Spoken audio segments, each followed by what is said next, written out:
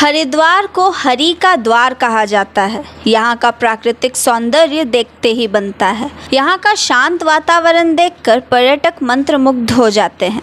यहाँ की हरियाली, बहती गंगा नदी, शांत और मनोहर घाट पर्यटकों को बहुत ही ज़्यादा आकर्षित करते हैं। हरिद्वार के 5 घाटों का खास महत्व है। इन्हें पंच तीर्थ भी कहते हैं। इस वीडियो के माध्यम से उन्हीं पंच तीर्थों के बारे में हम आपको पूरी जानकारी देने वाले हैं। सबसे पहला है गंगा द्वार या हर की पौड़ी। हर की पौड़ी या ब्रह्म कुंड पवित्र नगरी हरिद्वार का मुख्य घाट है। ये माना गया है कि ये वही स्थान है जहाँ से गंगा नदी पहाड़ों को छोड़ मैदानी क्षेत्रों की दिशा पकड़ती है। इस स्थान पर गंगा नदी में पापों को धो डालने की शक्ति है।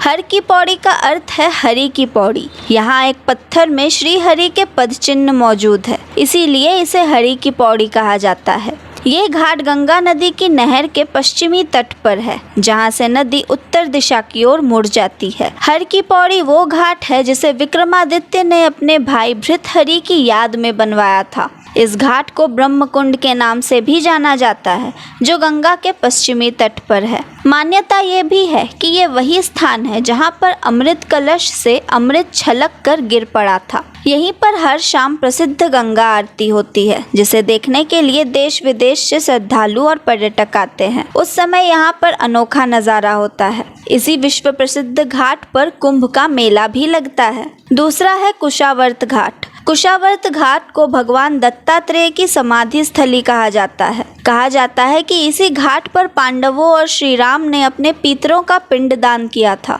इसीलिए यहाँ पर स्नान करने से पितरों को शांति मिलती है और मोक्ष की प्राप्ति भी होती है। इस स्थान का वर्णन विष्णु पुराण, शिव पुराण और स्कंद पुराण के केदारखंड में किया गया है। धार्मिक मान्यता है कि इस स्थान पर प्राचीन काल में कुशा के बहुत से वृक्ष हुआ करते थे।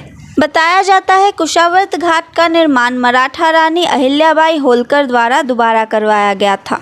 वर्तमान समय में लोग अपने प्रियजनों की आत्मा की शांति हेतु यहाँ श्राद्ध कराने आते हैं। तीसरा है कनखल। कनखल हरिद्वार का सबसे प्राचीन स्थान है। इसका उल्लेख पुराणों में मिलता है। यह स्थान हरिद्वार से लगभग 3.5 किलोमीटर की दूरी पर स्थित है। वर्तमान में कनखल हरिद्वार की उपनगरी के रूप में जाना जाता है। कनखल का इतिहास महाभारत और भगवान शिव से जुड़ा है। पौराणिक मान्यताओं के अनुसार कनखल ही वो जगह है जहां राजा दक्ष ने प्रसिद्ध यज्ञ किया था और सती ने अपने पिता द्वारा भगवान शिव का अपमान करने पर उस यज्ञ में कूदकर आत्मदाह कर लिया था।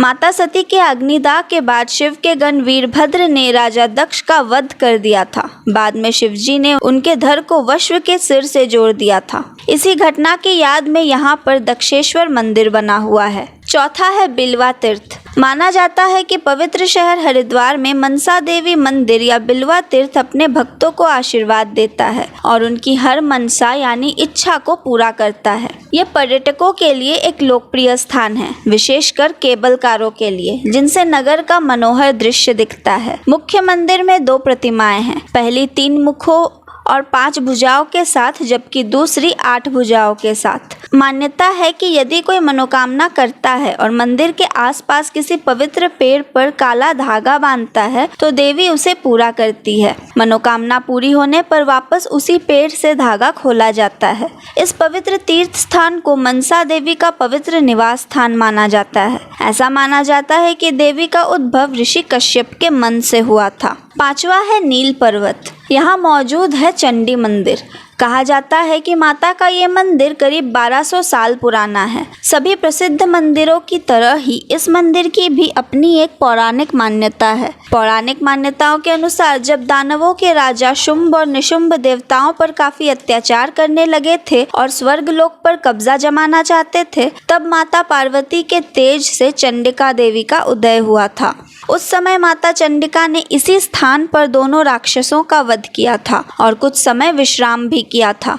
इसी कारणवश इस पहाड़ी पर माता का मंदिर बना, जिसे वर्तमान समय में देश भर के लोग जानते हैं और माता के मंदिर में अपने शीश नवाते हैं। कहा जाता है कि 8वीं शताब्दी में आदि गुरु शंकराचार्य ने मंदिर में मूर्ति की स्थापना की थी, जिसका वर्तमान समय में पूजा अर्चना किया जाता है। आज जिस मंदिर की पूजा की जाती है उसका स्वरूप साल 1929 ईस्वी में राजा सुचेत सिंह ने दिया था। कहा जाता है माता के मंदिर में जो भी भक्त सच्चे मन से वर मांगता है माता उसे अवश्य पूरा करती हैं। तो ये थी हरिद्वार के पंचतीर्थ की कथा। कैसी लगी आपको हमें कमेंट्स में ज़रूर बताएं और ऐसी और वीडियोस के लिए बने रहे धर्म संवाद के साथ। मैं थी तमिश्री, धन्यवाद।